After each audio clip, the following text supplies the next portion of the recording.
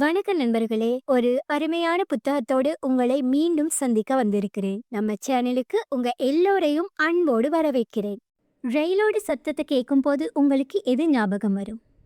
ஒரு ரயிலோட சீரான ஓசை, அது வெறும் பயணத்தின் ஒலி மட்டுமல்ல, அது பல கதைகளின் ஒலி, பல வாழ்க்கைகளின் ஒலி.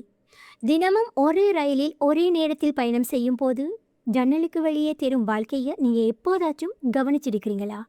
அந்த ஜன்னல் கண்ணாடி ஒரு சினிமா திரை போல. வெளியே தெரியும் ஒவ்வொரு வீடும், ஒவ்வொரு மனிதரும் நாம் இயக்கும் ஒரு திரைப்படத்தின் கதாபாத்திரங்கள் போல. அங்கே பால்கனியில் காஃபி குடிக்கும் அந்த கப்பலை பார்த்து, ஆஹா, என்ன ஒரு அழகான காதல் வாழ்க்கை இவர்களுக்கு என்று நீங்கள் ஒரு கதையை எழுதியதுண்டா? தோட்டத்தில் விளையாடும் குழந்தையை பார்த்து, என்ன ஒரு கவலை இல்லாத மகிழ்ச்சியான குடும்பம் என்று நீங்கள் கற்பனை செய்ததுண்டா? நாம் எல்லோருமே இதை செய்திருப்போம். அடுத்தவர்களின் வாழ்க்கையின் சின்ன சின்ன துண்டுகளை வைத்து ஒரு முழுமையான அழகான கதையை நமக்குள்ளாமே உருவாக்கி கொள்வோம். ஆனால் ஒரு நிமிஷம் யோசிச்சு பாருங்க, உங்கள் நினைவுகளே உங்களை ஏமாத்தினால் என்ன செய்வீங்க? நீங்கள் பார்த்ததாக நம்பும் ஒரு காட்சி நிஜத்தில் நடக்கவே இல்லை என்றால், உங்கள் மனசுக்குள்ளேயே ஒரு துரோகி ஒளிஞ்சிருந்தால் நீங்கள் யாரை நம்புவீங்க? இன்னைக்கு நாம் பயணிக்க போகும் கதை அப்படிப்பட்ட ஒரு பயங்கரமான கேள்விக்குள் உங்களை இழுத்துச் செல்லும் ஒரு கதை. ஒரு பெண் ஒவ்வொரு நாளும் ரயிலில் செல்கிறாள். அவள் ஜன்னல் வழியே ஒரு வீட்டை கவனிக்கிறாள். அங்கே வாழும் ஒரு கப்பல். அவளை பொறுத்தவரை காதலின் இலக்கணம். அவளுடைய உடைந்த வாழ்க்கைக்கு அவர்களின் சந்தோஷம்தான் ஒரு மருந்து. ஆனால் ஒரு நாள் அந்த அழகான சினிமா திடீரென ஒரு திகில் படமாக மாறுது. அவள் ஒரு காட்சியை காண்கிறாள். அந்த காட்சி அவளுடைய கற்பனையை மட்டுமல்ல, பலரின் வாழ்க்கையையே சிதைக்கப் போகுது. ஆமாம் நண்பர்களே, நாம் பயணிக்க போகும் இந்த கதை பவுலோ ஹாக்கின்ஸ் எழுதிய, உலகையே தன் பக்கமாக திருப்பி கோடிக்கணக்கான வாசகர்களின் தூக்கத்தை கெடுத்த ஒரு psychological thriller novel, the girl on the train. இந்த கதையின் ஒரு கதாநாயகி இல்லை, 3 முக்கிய கதாபாத்திரங்கள், 3 பெண்கள். ஒருத்தி தன் கடந்த காலத்தை துரத்தும் ஒரு பெண், இன்னொருத்தி தன் நிகழ்காலத்திலிருந்து தப்பிக்க நினைக்கும் ஒரு பெண், மூன்றாவது தன் எதிர்காலத்தை காத்துக்கொள்ள போராடும் ஒரு பெண்.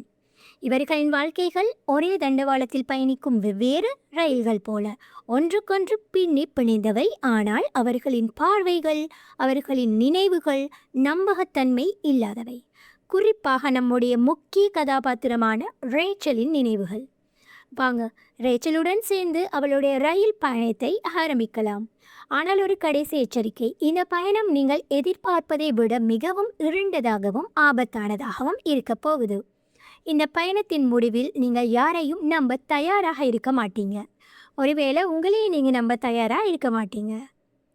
முதலாம் பகுதி, உடைந்த கற்பனைகள்.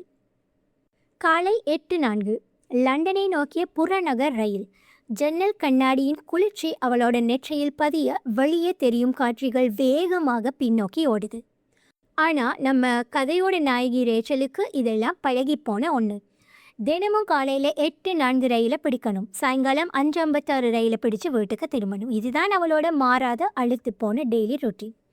அவளோட கைப்பைக்குள்ளே ஒளிஞ்சிருக்கும் ஜீன் அண்ட் டானிக் கலந்த சின்ன போட்டில் யாருக்குமே தெரியாமல் லேசாக ஒரு முறை குடிக்கிறா. இந்த நாள் முழுக்க தாக்குப்பிடிக்க அவளுக்கு இந்த போதை அவசியம். வெளியே இருந்து பார்க்குறதுக்கு அவள் லண்டனில் ஒரு பெரிய கம்பெனியில் வேலைக்கு போயிட்டு வர மாதிரி ஒரு பக்கா பில்டப். காலையில் நீட்டாக ட்ரெஸ் பண்ணி லேப்டாப் பேக்கை மாட்டிக்கிட்டு, பாய் கேச்சி, சாயங்காலம் பார்க்குறேன்னு அவளோட ரூம்மேட் கிட்ட சொல்லிட்டு தான் கிளம்புவாள். ஸோ கேத்திக்கும் அவன் மேலே எந்த சந்தேகமும் இல்லை. பாவம் ரேச்சல் எவ்வளவு கஷ்டப்பட்டு வேலைக்கு போகிறான்னு நினச்சிப்பா. ஆனால் உண்மை என்ன தெரியுமா? இந்த மொத்தமும் ஒரு பெரிய ட்ராமா. அவளுக்கு வேலையே கிடையாது. குடி குடி குடி. இந்த குடியால் அவள் தன் வேலையை, தன் வாழ்க்கையை, தன் அத்தனையையும் எப்போவோ இழந்துட்டா. அவள் வாழ்க்கை மொத்தமாக தடம் புரண்டு பல மாதம் ஆச்சு. அப்போது எதுக்கு இந்த அர்த்தம் இல்லாத ரயில் பயணம்? யோசிச்சு பாருங்க. அந்த ரயில் போகிற பாதை இருக்கே, அது வெறும் இரும்பு தண்டவாளம் இல்லை. அது அவளோட பழைய வாழ்க்கையோட மிச்ச சொச்சம். அவளோட கடந்த காலத்தின் தழம்புகள். அந்த பாதையில் தான் அவளோட பழைய வீடு இருக்குது, நம்பர் 23. ஒரு காலத்தில் அவள் கனவுகளோட காதலோடு வாழ்ந்த அந்த வீடு. அந்த வீட்டின் தோட்டத்தில் அவளும் டாமும் சேர்ந்து நட்ட ரோஜா செடி இன்னும் இருக்குமோ? அந்த கிச்சன் ஜன்னல்ல நின்னுதானே 2 பேரும் மழை வரத வேடிக்கை பார்ப்பாங்க. ஆனா இப்போ அதே வீட்டில் அதே தோட்டத்தில் அதே கிச்சன்ல டாம் அவனோட புது மனைவி ஆனா அப்புறம் அவங்களோட செல்ல குழந்தையோட சந்தோஷமா வாழ்ந்துட்டு இருக்கான். ஒவ்வொரு தடவையும் அந்த ரயில் சிக்னலுக்காக சரி அவளோட பழைய வீட்டு பக்கத்தில் சட்டுன்னு நிற்கும். அந்த சில நிமிடங்கள் அது அவளுக்கு நரகத்தின் வாசல் மாதிரி. தன் வாழ்க்கையை திருடிக்கிட்ட ஒருத்தியும் தன்னை ஏமாத்திட்டு போன கணவனும் தன் கண் முன்னாடி தன் கனவு இல்லத்தில் வாழ்றதை பார்க்கும் வழி இருக்கே, ஐயோ, அதை வார்த்தையில் சொல்ல முடியாது. அந்த வீட்டை பார்க்க கூடாதுன்னு கண்ணை இறுக்கி மூடினாலும் அவன் மனசு அங்கதான் சுற்றி சுற்றி வரும். இந்த நரக வேதனையிலிருந்து தப்பிக்க அதே ரயில் பயணம் அவளுக்கு ஒரு வழியையும் காட்டுது. அவளோட வீட்டுக்கு 2 வீடு தள்ளி அதே ரயில் பாதை ஓரமாக இருக்கிற இன்னொரு வீடு, நம்பர் 15. அந்த வீட்டை பார்க்கும்போது மட்டும் அவள் முகத்தில் ஒரு சின்ன நிம்மதி, ஒரு சின்ன புன்னகை வரும். ஏன்னா அந்த வீட்டில் இருக்கிற ஜோடி அவளுக்கு ரொம்பவே பிடிக்கும். அவங்க யாரு என்ன பேருன்னு கூட அவளுக்கு தெரியாது. ஆனால் அவளே அவங்களுக்கு ஒரு செல்ல பேர் வச்சிருக்கா, ஜெஸ் மற்றும் ஜேசன்.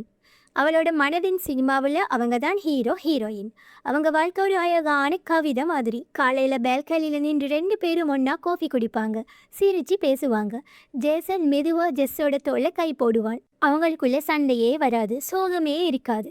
அவள் வாழ்க்கையில் எதுவெல்லாம் இல்லையோ, அவள் எதையெல்லாம் தொலைச்சிட்டாலோ அது எல்லாமே அவங்க கிட்ட இருக்கிற மாதிரி அவளுக்கு ஒரு பிரம்மை.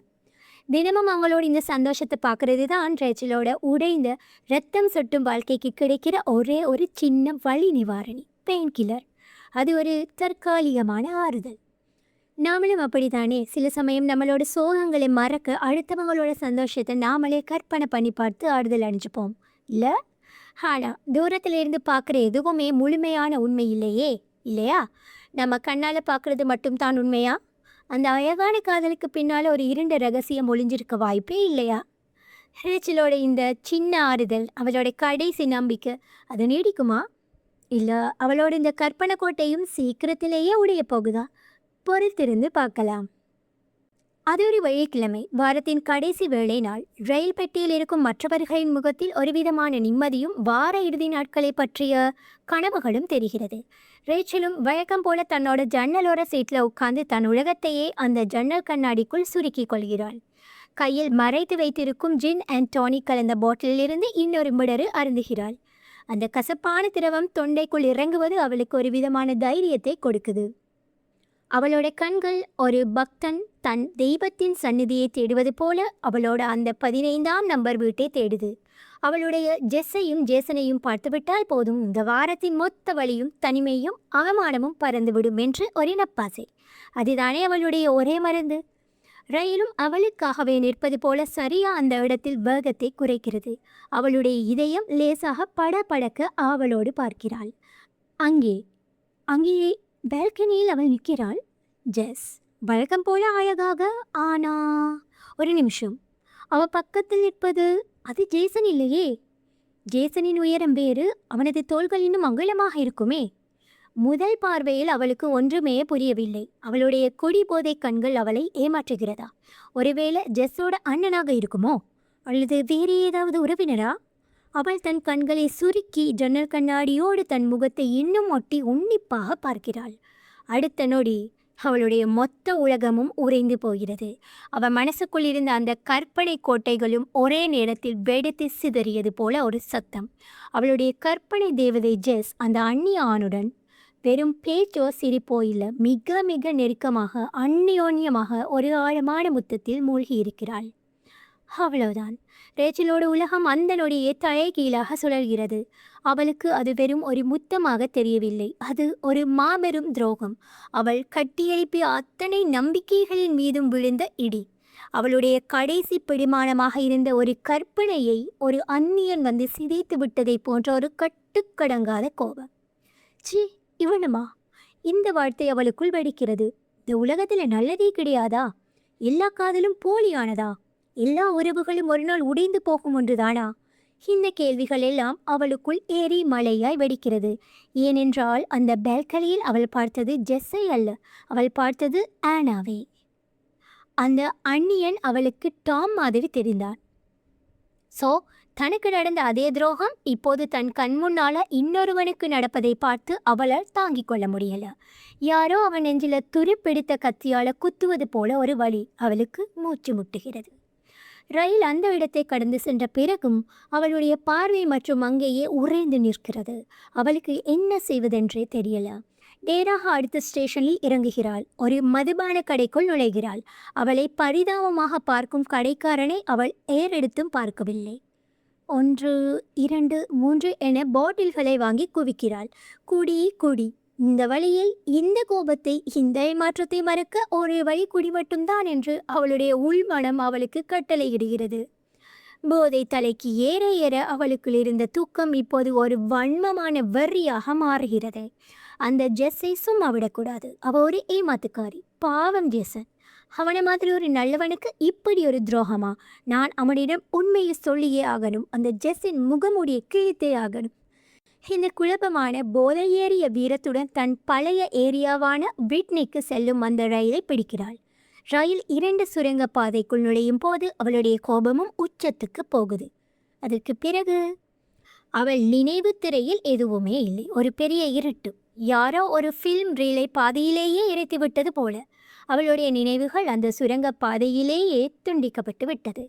மறுநாள் காலை அவள் தன் அறையில் கண் விழிக்கிறாள். சூரிய வெளிச்சம் கண்ணை கூச ஒவ்வொரு ஒளியும் அவள் காதுக்குள் இடியாக இறங்குகிறது. சுத்தியில் வைத்து மண்டைக்குள் அடிப்பது போல வலி. நாக்கு வறண்டு தொண்டை கரகரக்கிறது. தள்ளாடியபடியே எழுந்து குளியலறைக்குள் இருக்கும் கண்ணாடியை பார்க்கிறாள். பார்த்தவளுக்கு உடம்பெல்லாம் ஒரு முறை சிலிர்த்து போகுது. அவள் முகம் அவளுடையதாகவே இல்லை. நெற்றியில் ஒரு ஆழமான காயம். அதில் இரத்தம் காய்ந்து கருப்பாகி இருக்கிறது. உதடு கிழிந்து வீங்கி இரத்தம் கட்டி இருக்கிறது. அவளுடைய சட்டையில் கைகளில் எல்லாம் இரத்த கரைகள்.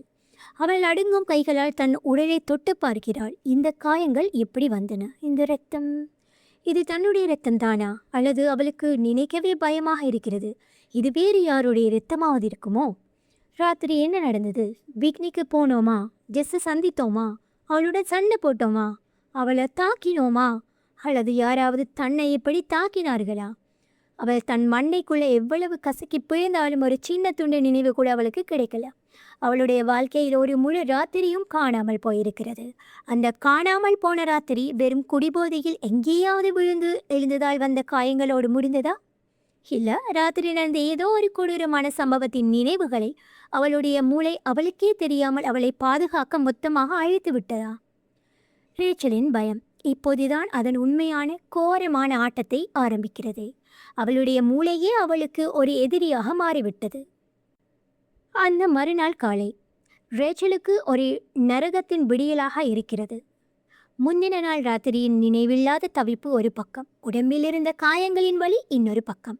அவள் படுக்கையிலிருந்து எழவே இல்லை. தன் குற்ற உணர்ச்சிகளாலும் குழப்பங்களாலும் கட்டப்பட்ட ஒரு கண்ணுக்கு தெரியாத சிறையில் கிடக்கிறாள். நேற்றைய கோபம், வெறி எல்லாம் வடிந்து இப்போது மிஞ்சியிருப்பது அவமானமும் ஒரு விதமான பயமும் மட்டுமே. ராத்திரி நான் என்ன செய்தேன்? இந்த ஒற்றை கேள்வி அவள் காதுகளுக்குள் ஒரு ரீங்காரமாக ஒலித்து கொண்டே இருக்கிறது. இந்த அமைதியை கலைப்பதற்காக சும்மா நியூஸ் சேனலை பார்க்கலாம் என்று தள்ளாடியபடியே எழுந்து டிவியை ஆன் செய்கிறாள். காஃபி குடிக்கும் சத்தமும் டிவியின் சத்தமும் இந்த அறையின் மௌனத்தை உடைக்கட்டும் என்று நினைக்கிறாள். அப்போதுதான் அந்த பிரேக்கிங் நியூஸ் வருகிறது. செய்தி வாசிப்பாளர் கவலை தோய்ந்த முகத்துடன் பேசுகிறார். இப்போ ஒரு கவலைக்குரிய செய்தி. நேற்றிரவு முதல் திருமதி மேகன் ஹிப்பல் என்பவரை காணவில்லை. இவர் கடைசியாக விட்னி பகுதியில் உள்ள அவரது வீட்டில் இருந்து. அந்த பெயரை கேட்டதும் அவளுக்கு ஒன்றுமே தோணல.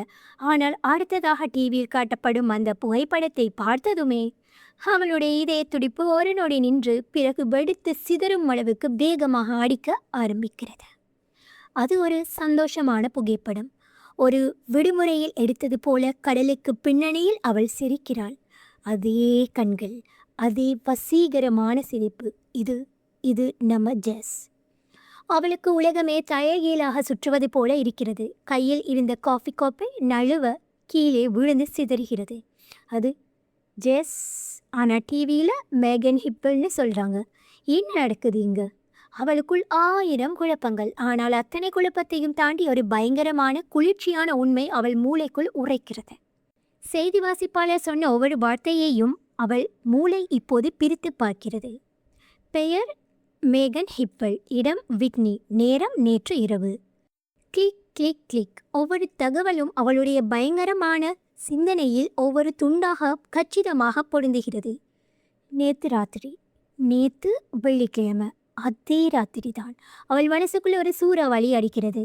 அவள் சுவாசிப்பதை கூட மறந்து எல்லாவற்றையும் கோர்த்து பார்க்கிறாள். மேகன் காணாம போனது நேத்து ராத்திரி. நானும் நேத்து ராத்திரி வெட்னிக்கு தான் போனேன். அவளோட வீடு அங்கே தான் இருக்கு. அந்த சுரங்கப்பாதை. என் தலையில காயம், சட்டையில இரத்தக்கரை, உடம்பெல்லாம் அடிபட்ட மாதிரி வலி. எனக்கு ராத்திரி என்ன நடந்ததுன்னு ஒரு தொழி கூட நினைவில்லை. கடவுளே! அவளுக்கு மூச்சு முட்டுகிறது. கைகள் நடுங்க சுவற்றை பிடித்து கொள்கிறாள். ஒருவேளை அவளை ஏதாவது பண்ணிட்டேனா? அவளை சந்திச்சேனா? அவ கூட சண்டை போட்டேனா? அந்த சுரங்கப்பாதையில் அவளை தள்ளி விட்டேனா? இந்த காயமெல்லாம் அப்போ வந்ததா? அந்த ரத்தம், ஐயோ! அந்த ரத்தம் ஒருவேளை அவளோட ரத்தமா இருக்குமோ? இந்த கேள்விகள் அவளை ஒரு பேய் மாதிரி துரத்த ஆரம்பிக்குது. அவள் ஒரு குற்றவாளியாக இருக்கலாம் என்கிற பயம் அவளை கொள்கிறது. அவள் தன் கைகளை பார்க்கிறாள். இந்த கைகளால் தான் ஒரு பெண்ணை காயப்படுத்தினோமா? அவள் மனதுக்குள் அலறுகிறாள். ஆனா அந்த பயத்தின் உச்சத்திலிருந்தே அவளுக்கு ஒரு விபரீதமான யோசனை வருகிறது. அது ஒரு தற்காப்பு எண்ணம். தன்னோட மூளை அவளை காப்பாற்றிக் கொள்ள உருவாக்கும் ஒரு மாற்றுக்கதை. நான் ஒரு கொலையாளி இல்லை, நான் ஒரு சாட்சி. ஆமாம், எனக்கு ஒரு விஷயம் தெரியும். போலீஸுக்கு கூட தெரியாத ஒரு ரகசியம். அவள் மனசு அவளுக்கு ஒரு புது கதையை சொல்கிறது. நான் அவளை பார்த்தேன். அவள் வேறொருத்தன் கூட இருந்தா. அந்த முத்த காட்சி, அதுதான் இந்த மர்மத்தோட திறவுகோள். நான் குற்றவாளி இல்லை, நான் இந்த வழக்கில் இருக்கும் ஒரே ஒரு சாட்சி. இந்த எண்ணம் அவளுக்குள் ஒரு புது தைரியத்தை கொடுக்குது. அவள் வெறும் ஒரு குடிகாரி இல்லை, இந்த மர்மத்தை கண்டுபிடிக்க உதவுற ஒரு முக்கியமான நபர் என்று அவள் தன்னைத்தானே நம்ப வைக்கிறாள். இது அவளுக்கு ஒரு நோக்கம் கொடுக்கிறது. அவமானத்தில் மூழ்கி கிடந்தவளுக்கு இது ஒரு பிடிமானம் கொடுக்குது. உடனடியாக இன்டர்நெட்ல தேடி மேகனின் கணவன், அதாவது ஸ்காட் ஹிப்பல், அவளுடைய கற்பனை ஜேசன், அவனுடைய நம்பரை கண்டுபிடிக்கிறாள். கைகள் இன்னும் நடுங்கிக் கொண்டுதான் இருக்கின்றன. இதயம் படபடவென்று அடித்து கொள்கிறது. ஆனாலும் அவனுக்கு ஃபோன் செய்கிறாள். ஹலோ. அந்த பக்கம் இருந்து ஒரு உடைந்த குரல். ஹலோ, நான் நான் மேகனோட ஃப்ரெண்ட் பேசுகிறேன். அவளுடைய வாழ்க்கையையும் இந்த வழக்கின் போக்கையும் மாற்றப்போகும் முதல் போய் தடுமாற்றத்துடன் அங்கிருந்துதான் ஆரம்பிக்கிறது. இப்படியாக ரேச்சல் தன்னை அறியாமலேயே ஒரு ஆபத்தான விளையாட்டுக்குள் நுழைகிறாள். இது ஒரு சிக்கலான சதுரங்க ஆட்டம். ஒரு பக்கம் அவளை ஒரு நம்பகத்தன்மையற்ற குடிகாரியாக பார்க்கும் போலீஸ், இன்னொரு பக்கம் தன் மனைவி காணாமல் போன துக்கத்திலும் கோபத்திலும் சந்தேகத்திலும் இருக்கும் கணவன். இவங்க 2 பேருக்கும் நடுவில் அவளுடைய சொந்த நினைவுகளே அவளுக்கு மிகப்பெரிய எதிரியாக நிற்குது. இதில் எது உண்மை, எது பொய்? அவளோட உடைந்த நினைவுகளுக்குள்ளே ஒளிந்திருப்பது வெறும் ஒரு ரகசியமா, இல்லை ஒரு கொலையாளியா? ரேச்சல் தேடி போவது ஒரு கொலையாளியை மட்டும் தானா, இல்லை தனக்குள்ளேயே ஒளிஞ்சிருக்கும் ஒரு கொலையாளியிடமிருந்து தப்பித்து ஓடுகிறாளா? அவளுடைய தேடல் இப்போதான் அதன் உண்மையான பயங்கரமான பயணத்தை ஆரம்பிக்குது. பாகம் 2. நம்ப முடியாத நினைவுகளும் ஆபத்தான ரகசியங்களும். ஸோ ஃப்ரெண்ட்ஸ், இப்போ கதை ஒரு புது மிக முக்கியமான டர்ன் எடுக்க போகுது. இதுவரைக்கும் நாம் ரேச்சலோட பார்வையில் அவளோட குழப்பமான உடைந்த நினைவுகள் வழியாக மட்டும்தான் இந்த கதையின் மர்மத்தை பார்த்துட்டு இருந்தோம். ஆனால் ஒரு உடைந்த கண்ணாடியின் ஒரு துண்டை மட்டும் வச்சுக்கிட்டு முழு உருவத்தையும் பார்க்க முடியாது இல்லையா? இப்போது அந்த உடைந்த கண்ணாடியின் மற்ற 2 துண்டுகளையும் நாம் பார்க்க போகிறோம். ஒரே சம்பவத்தை, ஒரே மர்மத்தை நாம் இன்னும் 2 ஜோடி கண்கள் வழியாக பார்க்க போகிறோம். ஒன்று காணாமல் போன அந்த மேகனோட பார்வை, இன்னொன்று ரேச்சலோட பழைய இடத்தை பிடிச்சிக்கிட்ட டாமோட புது மனைவி ஆனாவோட பார்வை. இந்த 3 பார்வைகளும் ஒன்று சேரும் போது தான் நமக்கு நிஜமான சித்திரம் தெரிய ஆரம்பிக்கும். முதலாவதாக மேகனின் பக்கம். வாங்க நேரத்தை ஒரு சில மாதங்கள் பின்னோக்கி சுழற்றுவோம். மேகன் காணாமல் போவதற்கு முன்பு அவளுடைய வாழ்க்கை எப்படி இருந்தது என்று பார்க்கலாம். வெளியிருந்து பார்க்குறவங்களுக்கு, உதாரணமாக ரயிலில் இருந்து பார்க்கும் ரேச்சலுக்கு அவள் வாழ்க்கை ஒரு பொறாமைப்பட வைக்கும் சொர்க்கம் மாதிரி தெரியலாம். அழகான நவீனமான வீடு, அவளை உருகி உருகி காதலிக்கிற மாதிரி ஒரு கணவன், எந்த பிரச்சனையும் இல்லாத மாதிரி ஒரு பளபளப்பான தோற்றம். ஆனால் அந்த சொர்க்கத்துக்குள்ளே அவளுக்கு மூச்சு திணறி கொண்டிருந்தது என்பது அவளுக்கு மட்டும்தான் தெரியும். அவள் பார்த்துட்டு இருந்த அந்த குழந்தை பராமரிப்பாளர் வேலை அவளுக்கு ஒவ்வொரு நாளும் ஒரு நரக வேதனையாக இருந்துச்சு. ஒரு குழந்தையின் சிரிப்பொலி கேட்கும் போது அவளுக்குள் ஒரு பழைய அழுகுரல் ஒலிக்கும். ஒரு பிஞ்சுக்கரம் அவளை தொடும்போது அவளுடைய கடந்த காலத்தின் புதைந்து போன ஏதோ ஒரு பயங்கரமான ரகசியத்தின் நினைவுகள் அவள் மனசாட்சியை கீறும். குழந்தையின் டயப்பரை மாற்றுவதிலிருந்து தாலாட்டு பாடுவது வரை ஒவ்வொரு சின்ன விஷயமும் அவளுக்குள் ஒரு புயலை கிளப்பியது. அவளோட கணவன் ஸ்காட். அவனோட காதல் ஒரு விசித்திரமான ரகம். ஒரு நிமிஷம் அவளுக்காக பூங்கொத்து வாங்கி வந்து நீதான் என்னோட உலகம்னு காதல சொல்லுவான். அடுத்த நிமிஷமே அவள் ஃபோனுக்கு வர்ற ஒரு மெசேஜை பார்த்துட்டு யார் இவன் அப்படின்னு கேட்டு அவனோட கண்கள் சிவக்கும், கைகள் இறுகும். அவளோட ஒவ்வொரு அசைவையும் கட்டுப்படுத்த நினைப்பான். அவனோட அன்பு ஒரு தங்க கூண்டு மாதிரி அவளை சிறப்படுத்தியது. இந்த அழுத்தங்களில் இருந்தெல்லாம் தப்பிக்க அவளுக்கு இருந்த ஒரே ஒரு வழி அவளோட சிகிச்சையாளர் டாக்டர் கமல். அந்த அமைதியான அறை, அந்த நிதானமான குரல், அங்கே மட்டும்தான் அவளால் தன்னோட முகமூடியை கழட்டி வைக்க முடிஞ்சது.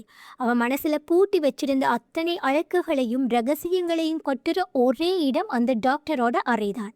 ஆனால் அவங்க 2 பேருக்கும் இருந்த உறவு வெறும் டாக்டர் பேஷண்ட் உறவு மட்டும்தானா? இல்லை, தன் ரகசியங்களை எல்லாம் அறிந்த ஒருவனிடம் அவள் மெல்ல மெல்ல மனதால் சாய்ந்து கொண்டிருந்தாளா?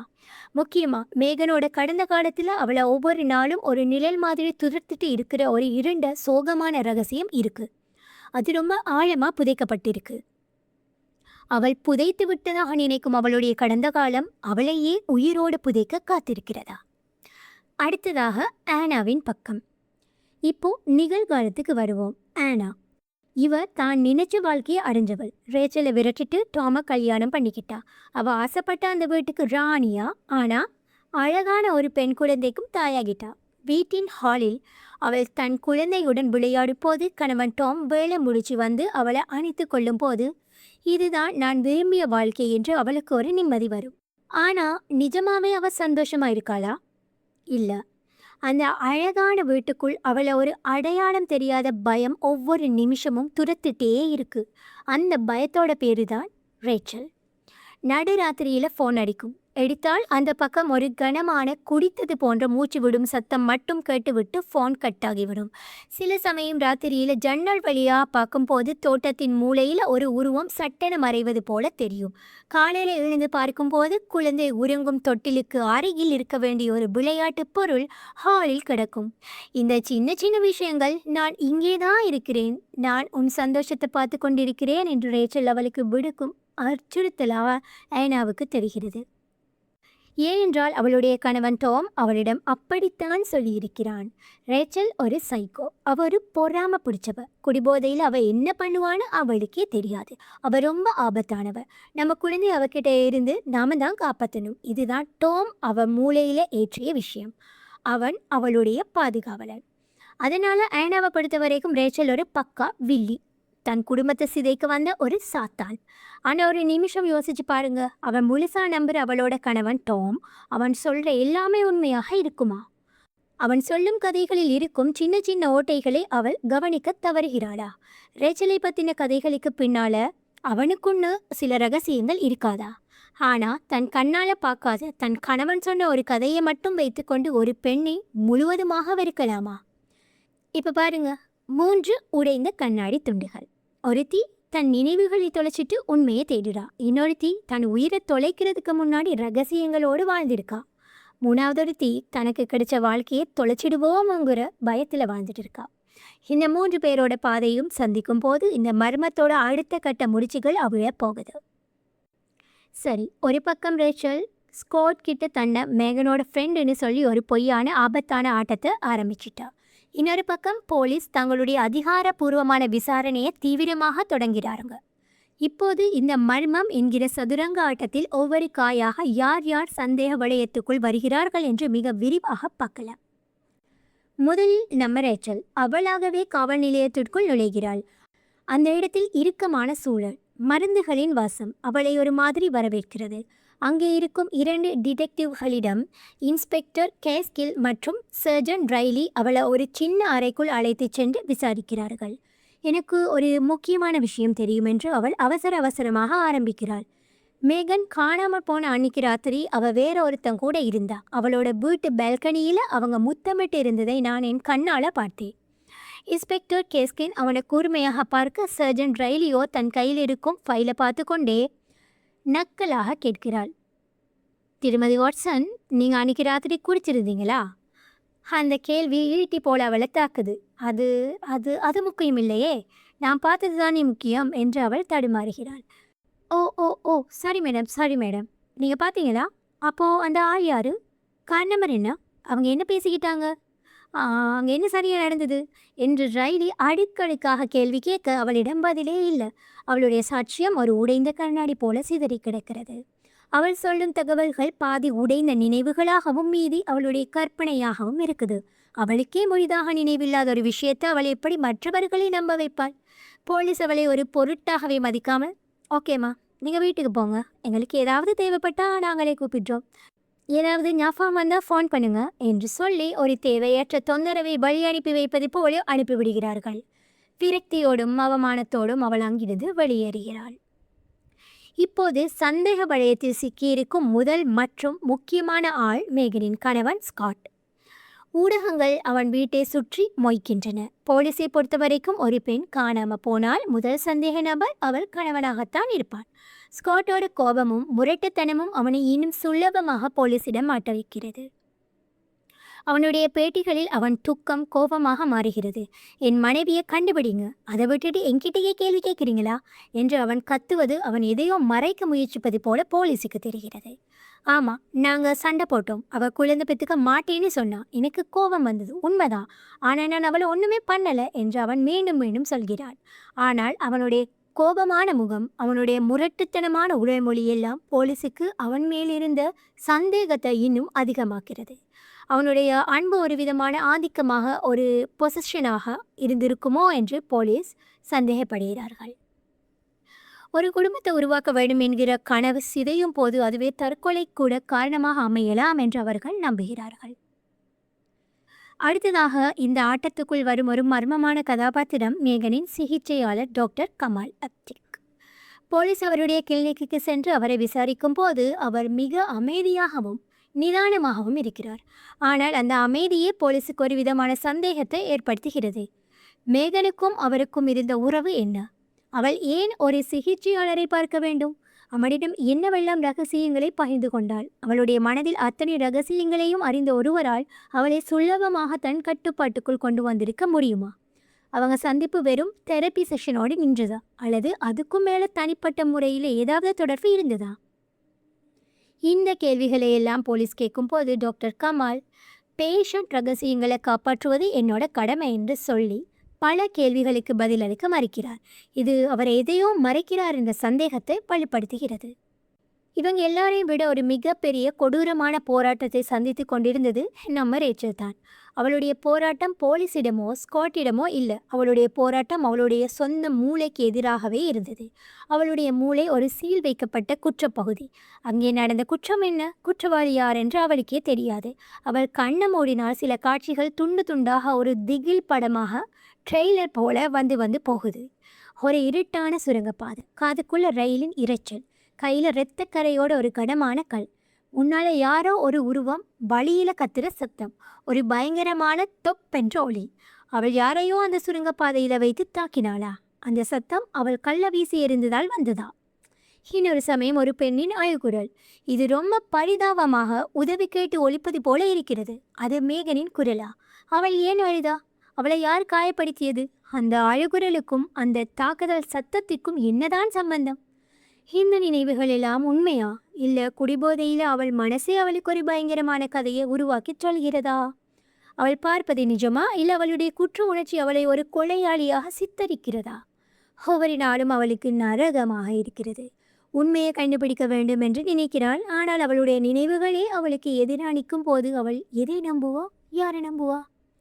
அவளுடைய மனமே அவளுடன் ஒரு விசித்திரமான ஆபத்தான விளையாட்டை ஆட ஆரம்பிக்கிறது. அவள் தேடும் உண்மை அவளை விடுதலைக்கு கொண்டு செல்லுமா, அல்லது அவளை குற்றவாளி என்று நிரூபித்து அவளை நிரந்தர சிறைக்குள் தள்ளுமா? பார்க்கலாம். பாகம் 3. உண்மை வெளிவரும் தருணம். நாட்கள் வாரங்களாகின்றன. ரேச்சல் தன் வாழ்க்கையிலேயே முதல் முறையாக ஒரு உண்மையான யுத்தத்தை அறிவிக்கிறாள். அது குடிக்கு எதிரான யுத்தம் அது அவ்வளவு சுலபமாக இல்லை. கைகள் நடுங்கும், வியர்த்து கொட்டும், மதுக்கடையை கடக்கும் ஒவ்வொரு முறையும் மனசுக்குள் ஒரு போராட்டம் நடக்கும். ஆனால் இந்த முறை அவளிடம் ஒரு நோக்கம் இருந்தது. இந்த மர்மத்தின் முடிச்சை அவிழ்க்க வேண்டுமானால் முதலில் தன் மனதின் முடிச்சுகளை அவிழ்க்க வேண்டுமென்று அவளுக்கு புரிந்தது. அந்த மதுவின் பிடியிலிருந்து அவள் வெளியே வர வர அவளை சூழ்ந்திருந்த மூடு பனி விலக ஆரம்பித்தது. அவளுடைய சிந்தனை பல வருடங்களுக்கு பிறகு கூர்மையாகியது. மூடி மறைக்கப்பட்டிருந்த நினைவுகள் கடலுக்கு அடியிலிருந்து மெல்ல மெல்ல மேலே எழும்பி வரும் கப்பல் போல அவள் மனதின் மேற்பரப்புக்கு வரத் தொடங்கின. அப்படி தெளிவாக யோசிக்க ஆரம்பிக்கும் போதுதான் அவளுக்கு முதலாக தன் முன்னாள் கணவன் டாம் மீது ஒரு சந்தேகம் வருது. ஒரு சின்ன சந்தேகம். அவளுடைய திருமண வாழ்க்கை ஒரு நரகமாக போனதற்கு காரணம் தான் என்று இத்தனை நாளும் அவள் தன்னைத்தானே நொந்து கொண்டிருந்தாள். குடிவேதையில் கண்டபடி பேசுவேன், நண்பர்கள் முன்னிலையில் அவனை அவமானப்படுத்துவேன், பொருட்களை உடைப்பேன் என்று டாம் அவள் மூளையில ஆழமாக பதிய வைத்திருந்தாள். ஒவ்வொரு தடவையும் காலையில் எழும்போது தலைவலியுடன் முந்தைய இரவின் நினைவில்லாமல் அவள் விழிக்கும் போது டாம் அவளிடம் சொல்வார், ராத்திரி நீ பண்ண அட்டகாசம் இருக்கே, ஐயோ உனக்கு எதுவுமே ஞாபகம் இல்லையா? நல்லது, ஞாபகம் இல்லாமல் இருக்கிறதே உனக்கு நல்லது. இதை அவள் அப்படியே நம்பினாள். அவளுடைய நினைவு கோர்வையில இருந்த ஓட்டைகளை அவன் தன் பொய்களால் நிரப்பினான். அவளோட நினைவுகளின் டைரக்டராகவே டாம் இருந்திருக்கிறான். ஆனால் இப்போது அவள் யோசிக்கிறாள், நிஜமாவே நான் அப்படியெல்லாம் நடந்து கொண்டேனா? இல்லை, நான் அப்படியெல்லாம் நடந்து கொண்டேன் என்று என்ன நம்ப வச்சாங்களா? ஒரு பொய்யை திரும்ப திரும்ப சொல்லி ஒருத்தர் அதையே நம்ப வைக்கிற ஒரு கொடூரமான மன விளையாட்டு இது. அவளை ஒரு மனநோயாளி என்று அவளே நம்புகிற அளவுக்கு டாம் ஒரு நாடகம் ஆடியிருக்கானோ என்கிற சந்தேகம் அவளுக்குள் ஒரு பூகம்பமாக வெடிக்குது. இந்த கேள்விக்கு விடை தேடும்போது அவள் டாமின் பழைய பாஸின் மனைவியான மேர்த்தாவுடன் பேசுகிறாள். மிகுந்த தயக்கத்துடனும் அவமானத்துடனும், நான் முன்னாடி உங்களுக்கெல்லாம் நிறைய தொந்தரவு கொடுத்திருக்கேனாமே என்று அவள் இழுக்க, மார்த்தா அதிர்ச்சியுடன் கேட்கிறா, என்ன ரேச்சல் சொல்ற? நீயா வன்முறை அழந்துக்கிட்டியா? நீ எவ்வளவு ஸ்வீட் தெரியுமா, இவ்வளவு அமைதியான பொண்ணு. டாம் கிட்ட தான் அப்பப்போ ஒரு கோபம் தலைக்கேறுமான நீயா? வாய்ப்பே இல்லை. இந்த ஒரு வார்த்தை போதும், அது ஒரு பெரிய அணையை வெடிவைத்து தகர்ப்பது மாதிரி அவளுடைய மொத்த நினைவுகளையும் வெள்ளமென வெளியே கொண்டு வருகிறது. அவள் வீட்டுக்கு திரும்பும் போது வெளியே மழை பெய்ய ஆரம்பிக்கிறது. இந்த மழையின் சத்தம் அவளுடைய மூளைக்குள்ளே இருக்கும் நினைவுகளின் கதவை தட்டுது. அவள் மூளைக்குள்ள சின்ன சின்ன துண்டாக தொடர்பில்லாமல் இருந்த காட்சிகள் இப்போது டக் டக் டக் என்று ஒன்று சேர ஆரம்பிக்கின்றன. அந்த சுரங்கப்பாதை, அந்த மழை, அந்த குளிர், அந்த நீல நிற கார், அந்த சிகப்பு டெயில் லைட், அந்த பெண்ணின் அழுகுரல், இந்த ஆணின் கோபமான குரல், அந்த கல், அந்த தொப்பென்ற சத்தம், எல்லாமே இப்போது ஒன்றாகிறது. ஆம், அவள் அன்றிரவு அந்த சுரங்கப்பாதையில் இருந்தாள். ஆனால் அவள் நினைத்தது மாதிரி அவள் கையில் கல்லோ கட்டையோ இல்லை. அவள் யாரையும் தாக்கவும் இல்லை. அவள் அங்கே ஒளிந்து நின்று கொண்டிருந்தாள், மழையில் நனைஞ்சி பயந்து போன ஒரு பூனை மாதிரி. அங்கே அந்த சுரங்கப்பாதையின் இன்னொரு மூனையில் ஒரு கார் வந்து நிற்கிறது. அந்த சிகப்பு பிரேக் லைட் அந்த இருட்டில் ரத்தம் போல பழிச்சிடுது. அது டாமின் கார். அவளுக்கு நெஞ்சே நின்று விடுகிறது. அந்த காரிலிருந்து டாம் இறங்கினான். கொஞ்ச நேரத்தில் மேகன் மழையில் நனைஞ்சபடியே வேக வேகமாக நடந்து வருகிறாள். அவள் முகம் கோபத்திலும் விரக்தியிலும் ஐகையிலும் சிவந்திருக்கிறது. அவள் டாமுடன் ஆக்ரோஷமாக சண்டை போடுகிறாள். தூரத்தில் இருப்பதால் என்ன பேசுகிறார்கள் என்று கேட்கல. ஆனால் அது ஒரு பயங்கரமான வாக்குவாதம் என்பது மட்டும் புரியுது. பிறகு அவள் காரின் கதவை ஓங்கி அடித்து சாத்திவிட்டு உள்ளே ஏறுகிறாள். கார் சக்கரம் தரையில் கீறிச்சிட வேகமாக அந்த இடத்தை விட்டு போகிறது.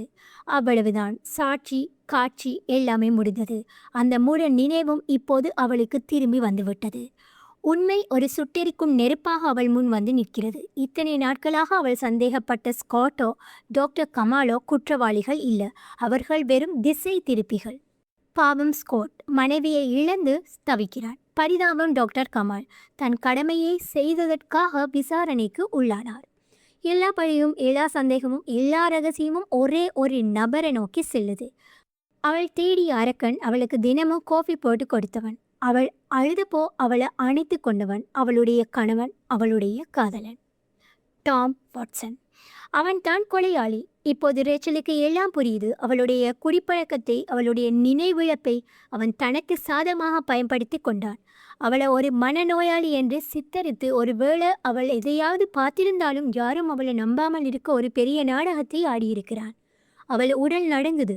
அவள் தேடிய உண்மை அவளுக்கு விடுதலையே தரவில்லை. அது அவளுக்கு ஒரு மரண பயத்தை கொடுத்திருக்கிறது.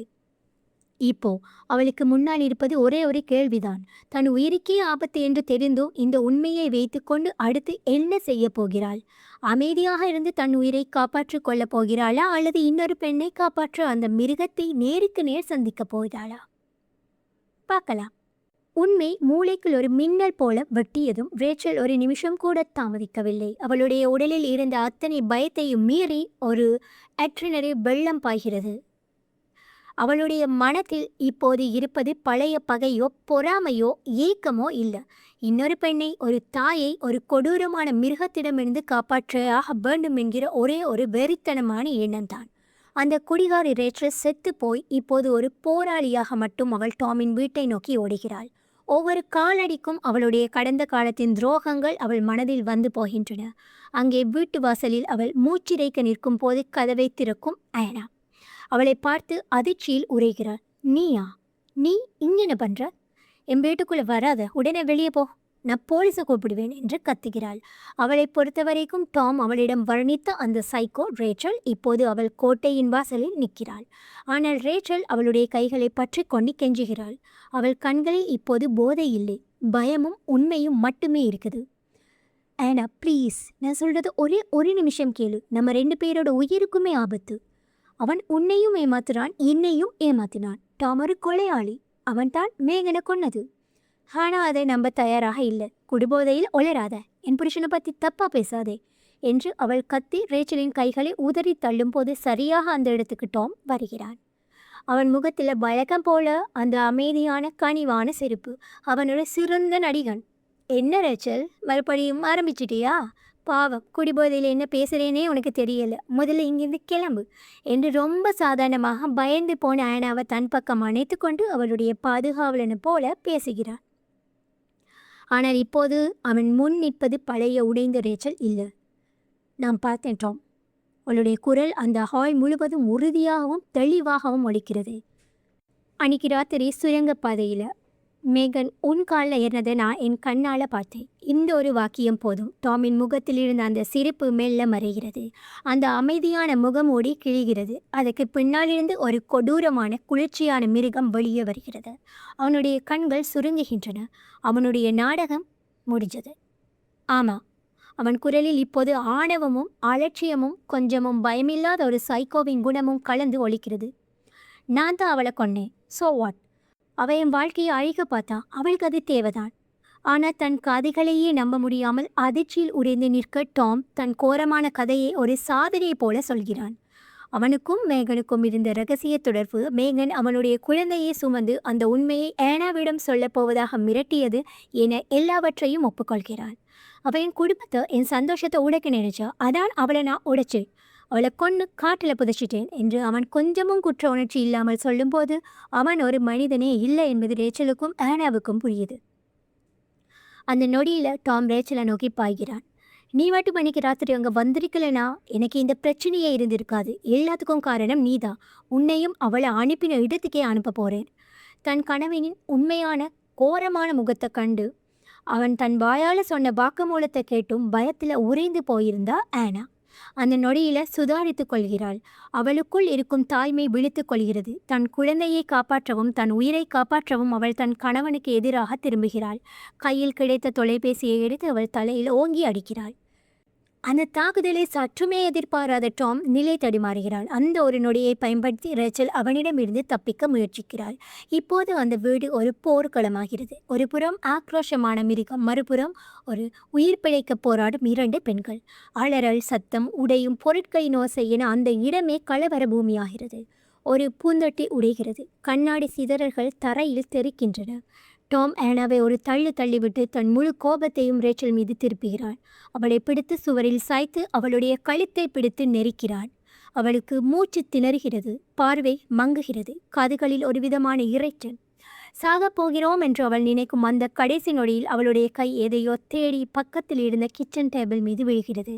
அவள் கைகள் பாத்திரங்களையும் கத்திகளையும் தட்டிவிட கடைசியாக அவள் கையில் ஒன்று சிக்குகிறது. அது ஒரு கோக் ஸ்க்ரூ.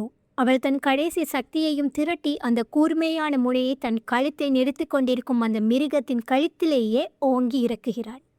டாமின் பிடி சட்டென தளர்கிறது. அவன் கண்களில் கோபத்திற்கு பதிலாக இப்போது வலியும் நம்ப முடியாத ஒரு அதிர்ச்சியும் தெரிகிறது. அவன் தொண்டையிலிருந்து ஒருவிதமான சத்தம் வருது. அவன் கழுத்தில் இருந்த இரத்தம் பிரிட மெதுவாக கீழே சரிந்து விழுகிறான். சத்தம் அடங்குகிறது. உடைந்த பொருட்களுக்கு நடுவே அந்த அறையில் இப்போது இருப்பது 2 பெண்களின் மூச்சுச் சத்தமும் அதிர்ச்சியும் இரத்தத்தின் வாசனையும் மௌனமும் மட்டுமே.